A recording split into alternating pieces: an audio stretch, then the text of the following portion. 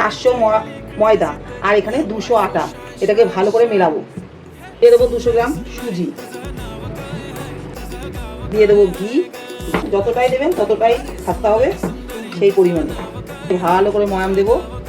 10 minute ধরে ভালো করে ঘষে ঘষে এরকম করে ময়াম দিয়েছি। এই যে মুঠো করেছি, দেখো মুঠো কি সুন্দর শক্ত হয়ে যাচ্ছে। আর হয়ে গেছে এটা আমার ময়াম দেওয়া। এখানে নিয়ে নিয়েছি আমি নারকেলের গুঁড়ো, এটা দিয়ে দেবো, গোটা একটা নারকেল। এখানে নিয়ে নিয়েছি এলাচের গুঁড়ো, এটা দিয়ে দেবো সেন্টটা ভালো হওয়ার জন্য। ভালো করে মেশাবো। এখানে 50 গ্রামের মতো চিনি, মোটা দানার চিনি, চিনিটা দিলাম। আর ফাইনালি আমি দেবো গুড়। এর আগে আমি বড় ভিডিও করেছি চিনি দিয়ে একটু অন্যরকম করে, এবার করলাম একটু অন্যরকম করে গুড় দিয়ে। একদম পারফেক্ট ঠেকুয়া যেটা হয়। ভালো করে মিশিয়ে নিয়েছি। এইবার কি করব, কিছুটা আমি তুলে নেব, সবটা একবারে মাখবো না, তাহলে কি হয় নরম হয়ে যায়। এই হাতে জলের ছিটা দিয়ে, অর্ধেক তো মাখাই হয়ে গেছে, অল্প একটু জলের ছিটা দিয়ে এটাকে আমি এই একদম শক্ত করে মেখেছি, একদম শক্ত করে।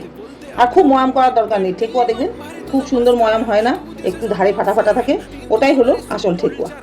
এই করে একটু শেপ দেবো, যার যেরকম পছন্দ শেপ। আমার ছাঁচ নেই, আমি হাত দিয়েই সুন্দর শেপ দেবো। একটা নিয়ে নিয়েছি চাকু, চাকু দিয়ে এইভাবে করে